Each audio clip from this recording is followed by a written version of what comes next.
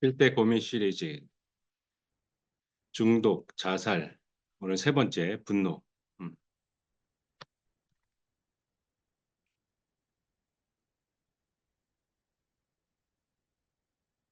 마태복음 6장 14절에서 15절 말씀입니다. 다 같이 앞에 화면을 보고 자, 고개를 들고 상체를 숙이지 말고 기대지 말고 앞을 보면서 하나님의 말씀을 쩌렁쩌렁 큰 소리로 읽도록 하겠습니다. 시작. 너희가 사람의 잘못을 용서하면 너희 하늘 아버지께서도 너희 잘못을 용서하시려니와 너희가 사람의 잘못을 용서하지 아니하면 너희 아버지께서도 너희 잘못을 용서하지 아니하시리라. 기도하시겠습니다. 아버지 하나님, 우리 주변에 늘 분노로 가득 차 있는 세상 속에 살고 있는 것 같습니다. 도로를 가도 거리를 거닐어도 교실에서도 가정에서도 지하철을 타도 버스를 타도 언제든지 화낼 준비가 되어 있는 것처럼 많은 사람들이 으르렁거리며 분노하며 살아가고 있는 것 같습니다. 아버지 하나님, 이 세상을 우리가 어떻게 이겨내야 할까요?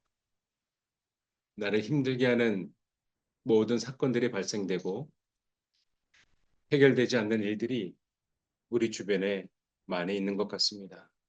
아버지요, 하나님 말씀 가운데에서 우리가 거할 수 있도록 하여 주시고 우리에게 말씀하여 주사 성령 하나님의 조명하심으로 우리 개개인이 필요한 말씀을 하나님께서 말씀하여 주옵소서. 우리는 그 말씀을 졸지 않고 놓치지 않고 하나님 말씀으로 받아들여 일평생 하나님 말씀을 붙잡고 이 세상을 이겨낼 수 있도록 하옵소서.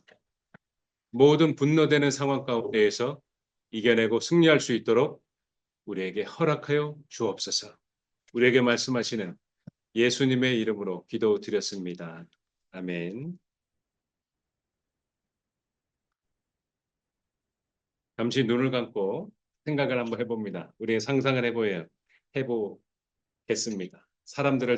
그 원수들을 떠올려 보겠습니다. 여러분이 힘들었던 추억들이 있어요. 그죠?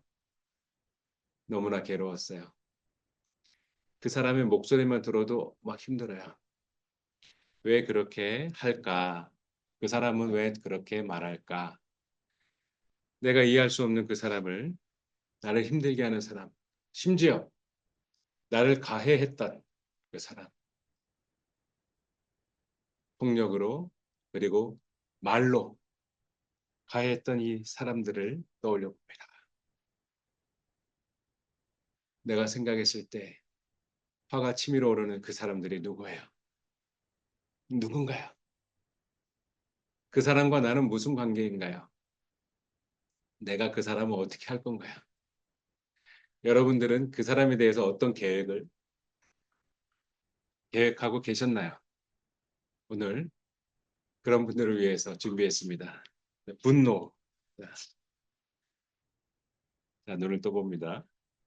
레이지, 앵그리. 분노방이라고 있었어요. 홍대에 있었고, 홍대 레이지룸이라고 있었고, 부산에는 오한마라는 이런 곳이 있었어요. 그래서 금액을 내고 한정된 시간에 자신이 원하는 금액 옵션별로 세라믹 접시 12개, 뭐 몇 개 하면서 마음껏 고성과 악한 소리를 내면서 때려 부실 수가 있어요.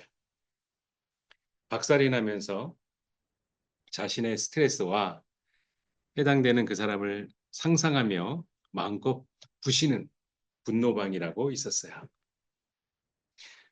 2만 원에서 15만 원까지 분노의 방. 미국에 가면 드라이버 탱크라는 업체가 있어요. 33만 원부터 시작하는 이 업체는 이 전차를 타고 집을 부실 수가 있고 자동차 위에 올라가서 자동차를 막 부실 수가 있어요. 그리고 돈을 좀 더 내면 기관총하고 이 전차포 대포도 발사할 수가 있어요. 드라이버 탱크. 모두 분노를 표출하는 거죠. 나의 쌓인 이 스트레스 표출하는 거야. 문제는 이렇게 분노를 표출하고 그때 부시고 때려 부셨는데 원인은 해결되지 않았어요. 분노 명사이고요. 분할 분 성낼로 분개하여 몹시 성을 낸다. 오늘의 본문은 예수님께서 제자들에게 우리에게도 예수님의 제자들이 요청을 했어요. 우리에게도 세례 요한처럼 기도하는 방법을 가르쳐 주십시오. 라고 요청을 했고 예수님이 너희는 이렇게 기도하라 하면서 가르쳐 주신 게 주기도문이에요. 그리고 나서 오늘의 본문이 이어지는 거예요. 13절까지 주기도문이었고 12절부터 읽어보겠습니다. 15절까지 시작. 우리가 우리에게 죄 지은 자를 사해 준 것 같이 우리 죄를 사하여 주시옵고 우리를 시험에 들게 하지 마시옵고 다만 악에서 구하시옵소서. 나라와 권세와 영광이 아버지께 영원히 있사옵나이다. 아멘. 너희가 사람의 잘못을 용서하면 너희 하늘 아버지께서도 너희 잘못을 용서하시려니와 계속 같이 읽어주세요. 15절 시작. 너희가 사람의 잘못을 용서하지 아니하면 너희 아버지께서도 너희 잘못을 용서하지 아니하시리라. 주기도문 다음에 위치한 오늘의 본문이에요. 우리의 죄를 용서해 주세요 하면서 이게 조건부로 기도를 가르쳐 주셨어요. 12절에 마태복음 6장 12절. 우리에게 죄 지은 자를 사해 준 것 같이 우리의 죄를 사하여 주세요. 우리의 죄를 사하여 주세요. 너도 용서했구나. 나도 너를 용서하노라. 우리 죄를 사하여 주시옵고 그리고 시험에 들게 하지 말고 악에서 구해달라. 죄 가운데에서 우리를 많이 넘어뜨립니다. 죄 가운데에서 시험에 들게 하고 심지어 그 죄 가운데에서 우리는 건너지 못할 강을 건너기도 합니다. 담뱃불로 몸을 지지는 사람들이 있었죠. 위협하는 행동이죠. 몸에 문신을 합니다. 막 용 한 마리를 그려놓습니다. 지우는데 너무 아파요. 돈이 더 들어요. 3배 정도 들어요. 여러 번 시술을 또 해야 돼요. 시험에 들게 하지 마시옵고 악에서 구해달라 하면서 나라와 권세 영광이 아버지께 영원히 있다 하면서 마치면서 오늘의 본문을 바로 배치했어요. 마태는. 너희가 사람의 잘못을 용서하면 좀 전에 12절에 가르쳐 주신 주기도문 거기에 대해서 설명을 한 것처럼 그죠? 6장 12절에 설명한 것처럼 14절에 설명하고 있어요. 너희가 사람의 잘못을 용서하면 너희 하늘 아버지께서 너희 잘못을 용서하려니와 15절 용서하지 아니하면 용서하지 아니하시리라라고 말씀하고 있어요. 분노. 우리는 이 분노를 쉽사리 해결하지 못하고 있어요. 데이트를 할 때에도 많은 폭력들이 오고 가고 있어요. 이 분노는 성별을 가리지 않고 나이를 가리지 않아요. 어린아이부터 노인까지 모두 다 분노하고 있어요. 1954년에 태어난 박흥숙은 아버지가 돌아가셨으니까 가난한 상태에서 혼자 된 어머니하고 동생들을 잘 돌보는 효자였습니다. 당시 생활기록부를 보면 머리가 비상하게 좋고 가정 형편으로 고민하나 자립하려고 노력한다라고 선생님이 썼어요. 이 당시는 버튼 5개에 목까지 올라오는 교복을 입고 이 모자까지 써야 돼요. 그리고 중학교를 시험 보고 갔어요. 이 주변에 있는 경기중학교, 경기고등학교 들어가기 어려운 학교였어요. 네, 네, 우리 선생님 존경스럽네요. 박흥숙은 합격자 발표날 가보았더니 정말로 꿈에 그리던 1등 합격이었다. 이 당시는 전교 속차가 쫙 나와 있어서 아무개가 1등 했다 수석이라고 했고 2등 했다 차석이라고 했고 공고 붙었어요. 그의 일기장에는 실력이 나만도 못한 애들도 교복을 맞추고 야단이었다. 우리 집안은 가난하여서 그 교복 맞출 돈이 없는 거야. 그야말로 풍전등화다. 이거 초등학교 6학년에 쓴 일기예요. 그러나 박흥숙은 등록금이 없어서 중학교 진학을 포기했어요. 그래서 받은 교과서를 팔아가지고 전라남도 광주광역시로 가는 차비로 사용하고 열쇠 수리공. 지금은 디지털이잖아요. 그때는 열쇠 없으면 못 들어갔어요. 열쇠 수리공이 바빴어요. 야, 문이 잠겼어.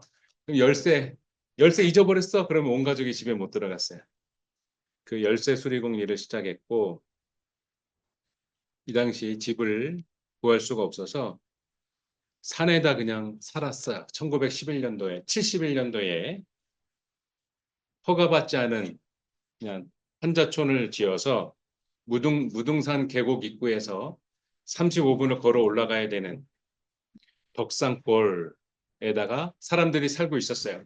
거기에서 자리 잡고 허가받지 아니한 나무로 대충 지은 집. 비 오면 비가 셀 수 있어요. 이걸 지으려고 갔어요. 중학교 1학년이에요. 이제 초등학교를 이제 졸업한 15살의 박흥숙은 60일 동안에 요 뒤에 보이는 요 뒤에 집 있죠. 요 판잣집을 산 중턱에다가 지었어요. 저걸 맨손으로 지었어요. 흙과 그리고 돌을 쌓고 아버지가 없기 때문에 집을 짓다가 기절하고 먹을 것이 없어서 다시 기절했다가 깨면 다시 또 집을 짓고 이렇게 해서 여동생은 남의 집 식모살이를 했어요. 남의 집에 가서 빨래하고 설거지하고 이런 식모살이를 하고 살았는데 동생들을 불러서 어머니하고 같이 살았어요. 이후에 여동생이 말하기를 오빠가 이때 가장 행복해했다고.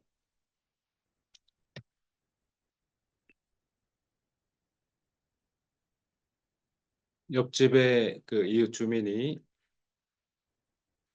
기절해 있는 이제 박홍숙에게 밥 한 그릇을 가져다 주고 그렇게 해서 집을 지었습니다. 박홍숙은 공부를 잘했기 때문에 그리고 그 헌법이나 이런 법전, 지금은 로스쿨이지만 당시는 사법고시라고 있었어요. 고시 시험을 준비해서 아무리 돈이 없어도 고시 시험만 합격하면 변호사가 될 수 있었어요. 실력이 더 성적이 더 좋으면 검사도 될 수 있었고 판사도 될 수 있었어요. 이거를 카세트를 낭낭한 목소리로 그 법전을 녹음해서 공부합니다. 그 낭낭한 목소리. 제1조 1항 대한민국은 민주공화국이다. 2항 대한민국의 주권은 국민에게 있고 모든 권력은 국민으로부터 나온다. 하면서 이 헌법 공부를 외웠어요. 낮에는 일을 하고 밤에는 책을 봤어요. 코피가 터지고 눈이 빠지는 듯한 아픔을 느꼈다고 해요. 중학교 1학년. 5개월을 공부하고 나서 그 당시에 검정고시에 합격을 했어요. 그래서 중학교 자격이 맞춰지고 이제 고등학교 자격이 맞춰지고 이제 사법고시를 보려고 한 거죠. 학비가 없어서 학교를 못 간 학생이었죠. 그래서 몇 년을 살다가 1970년도에 돌입했어요. 이때는 우리 대한민국이 경제 성장을 목적으로 모든 것을 가속화시켰고 경제 성장을 기준으로 모든 행정 처리를 다 했어요. 법 집행도 그렇게 했어요.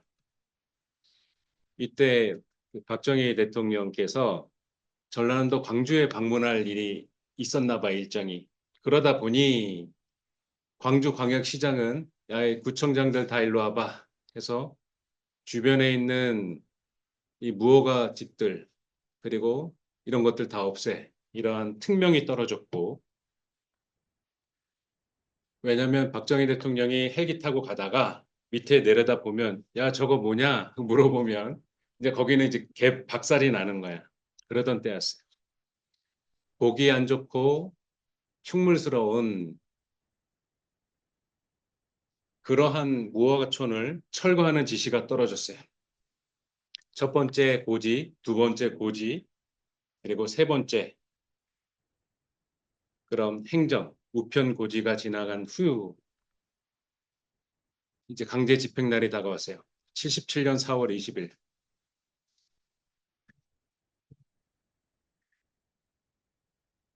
광주시 동구청 소속 철거반원 8명이 집에 불을 밑에서부터 불을 지릅니다. 그러면서 집이 불에 타기 시작했고 이 당시 박궁숙의 어머니가 지붕에 30만 원을 숨겨놨어요. 뭐 은행 갈 뭐 그런 곳이 아니에요. 근데 그 집이 불타니까 그 돈을 꺼내야 되잖아요. 그래서 어머니는 그 집에 들어가려고 했고 철거반원은 그걸 막으려고 했고 하면서 서로의 몸 실랑이가 격렬하게 이루어지고 어머니는 넘어졌습니다. 이때 박흥숙의 몸이 어느 정도였냐면 집에 있는 조상으로부터 내려오는 그 무술지가 있었어요. 이때 1950년도에 태어난 54년에 태어난 박흥숙은 그 무술지로 무술을 익혔고 이 당시는 브루스리가 있었던 때예요. 이소룡. 이소룡이 전 세계 남자들을 다 무술의 세계로 끌어들인 바로 그게 유행하던 때였어요. 박흥숙의 우통은 근육질이 가득했고 이 산속에서 연말을 하고 그랬어요. 이때 박흥숙은 모형 권총 자신이 만든 삼짐승을 잡아서 잡아먹으려고 했던 그 권총을 꺼내서 제압합니다. 8명의 철거 반원들은 제압되었고 여동생에게 시켜서 손을 포박하게 했어요. 그 포박해서 이들을 데리고 광주시청장한테 가서 왜 이런 짓을 하느냐, 왜 우리 집에 불을 질렀느냐 항의하려고 가려고 그렇게 끈을 묶었고 여동생이 묶다 보니 그 끈이 그 철거 반원이 풀었어요. 그러다가 서로 격돌하여 박궁숙은 오한마 망치라고 있어요. 철거할 때 큰 거 있거든요. 벽 부수는 거. 그걸로 철거반원 4명을 살해하고 1명을 중상을 입혔어요. 그렇게 해서 박궁숙은 1980년 12월 24일 날 크리스마스 이브 날 사형 집행돼서 사형수로 죽었습니다. 가난했지만 공부도 열심히 하고 자신의 집도 그리고 가족들을 잘 건사했던 집에 가장 역할을 했던 박궁숙은 살인범으로 죽었습니다. 분노는 남 이전에 나 자신을 파괴해요. 분노는 위험합니다. 한번 분노에 휩싸이게 되면은 눈에 보이는 게 없어요. 주변에 이렇게 화가 많은 사람이 있으면 여러분 조심하셔야 됩니다. 어떻게 돌변할지 몰라요. 분노는 내가 그 심판주 자리에 앉아 있으면 내가 살인자 되는 거예요. 분노는 하나님의 의를 이룰 수가 없는 어떻게든 이룰 수가 없어요. 내가 화를 내는 순간 우리 말씀을 전하는 사람과 어떤 지도자, 공동체의 지도자 이런 사람들, 회사의 사장, 가장 화를 내면 파괴가 됩니다. 하나님의 의는 온데간데 없어져요. 히브리서 10장 30절하고 로마서 12장 19절 읽겠습니다. 시작. 원수 갚는 것이 내게 있으니 내가 갚으리라 하시고 또다시 주께서 그의 백성을 심판하시리라 말씀하신 것을 우리가 아노니 내 사랑하는 자들아 너희가 친히 원수를 갚지 말고 하나님의 진노하심에 맡기라. 기록되었으되 원수 갚는 것이 내게 있으니 내가 갚으리라고 주께서 말씀하시니라. 아멘. 예수님께서는 말씀해 주세요.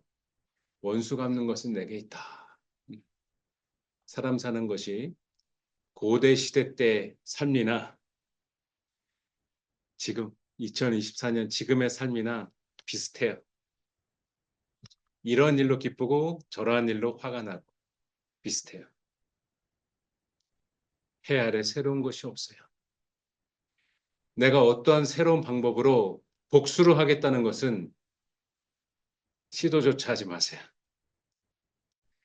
내가 복수하려는 하는 순간 이미 살인자가 되는 거예요.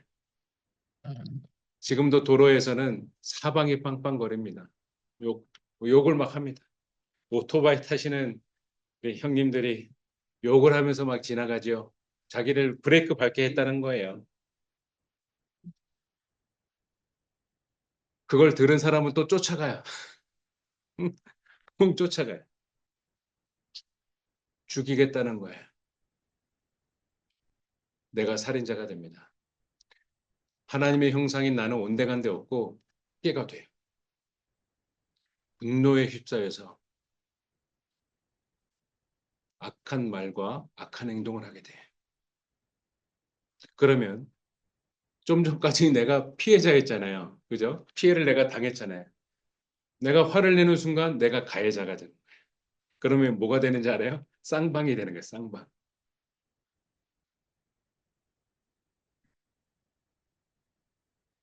원수 갚는 것이 내게 있다. 내가 갚으리라.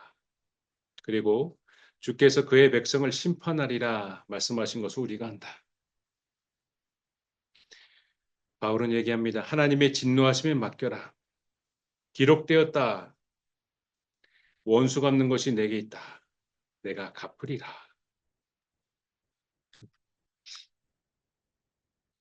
우리의 억울함은 어떡하죠? 예수님이 심판을 해주신다고 좋아요. 믿습니다. 그때가 빨리 오기를 기도합니다. 근데 내 풀리지 않는 이 억울함은 어떡하죠? 이 우라통이 터지는 건 어떡하죠? 계시록에 위로의 말씀을 그런 분들을 위해서 주고 있어요. 7장 17절하고 21장 4절 다 같이 읽겠습니다. 화면 보면서 시작. 이는 보좌 가운데에 계신 어린 양이 그들의 목자가 되사 생명수 샘으로 인도하시고 하나님께서 그들의 눈에서 모든 눈물을 씻어 주실 것입니다. 모든 눈물을 그 눈에서 닦아 주시니 다시는 사망이 없고 애통하는 것이나 곡하는 것이나 아픈 것이 다시 있지 아니하리니 처음 것들이 다 지나갔음이로라. 아멘.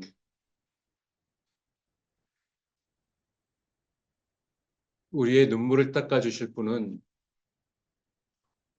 그 원수가 죽어서가 아니에요. 예수님께서 우리의 눈물을 닦아 주세요. 우리의 눈물을 씻어 주세요. 마르지 않는 우리의 눈물. 그곳은 다시는 사망이 없고 애통하는 것이나 곡하는 것이나 아픈 것이 다시 있지 않아요. 이걸 제공해 줄 분은 예수 그리스도예요. 내가 그 원수 같은 사람을 죽인다고 해도 내 마음이 기쁘지 않아요. 한국 시대사의 격변에 있었던 그 사람이 90세 넘어서까지 혼자 살아가며 휠체어에 앉아가지고 얘기하는 게 있어요. 처음에는 원수들을 죽이고 싶었고 나는 살아있는데 그 원수들이 하나하나씩 죽었다는 부고장, 장례 소식을 들을 때 쾌감을 느꼈대요. 아이고 그놈이 죽었구나. 잘 뒤졌네.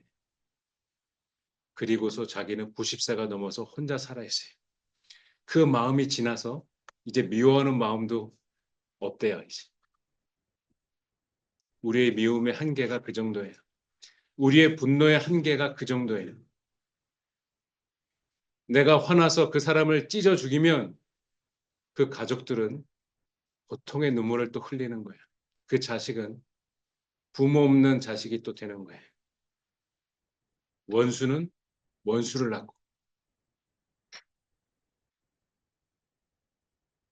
나에게 잘못을 행한 그 사람은 예수님에게 혼날 것입니다. 내 마음을 갈기갈기 찢어놓고 나를 괴롭게 한 그 사람은 예수님에게 심판받을 것입니다. 예수님 말씀하십니다. 내 눈물을 닦아주실 것이다. 모든 눈물을 씻어주실 것이다. 예수님 말씀하십니다. 분노하느냐? 미치겠느냐? 견뎌라. 그리고 내게 맡겨라. 너는 나의 심판하심을 믿고 의지하여 끝까지 견뎌라. 기도하겠습니다. 살아계신 아버지, 우리가 세상 살 때에 이해할 수 없는 일들을 당하고 이해할 수 없는 일들을 목격하며 살아갑니다. 우리 아이들을 지켜주시고 우리 아이들의 영혼을 하나님께서 굳건한 오른손으로 지키어 주시고 보호하여 주옵소서. 하나님의 은혜가 우리에게 가득하게 하여 주시고 우리가 분노하고 복수하는 일에 집중하고 사는 게 아니라 그 일을 행하시고 처리하실 분은 우리 주 예수 그리스도를 믿고 하나님이 주신 그 모든 일들을 이루며 살아가게 하옵소서. 아버지여, 우리의 몸과 마음이 하나님께서 명하신 그 일들을 이루며 행하며 살아갈 수 있도록 하여 주시고 아버지께서 하시는 모든 일들을 완수할 수 있도록 그 일 끝까지 맞출 수 있도록 우리에게 은혜를 내리어 주옵소서. 우리를 지키시고 우리의 상한 마음을 위로하여 주시고 우리의 모든 눈물을 닦아주시는 예수 그리스도의 이름으로 기도드렸습니다. 아멘.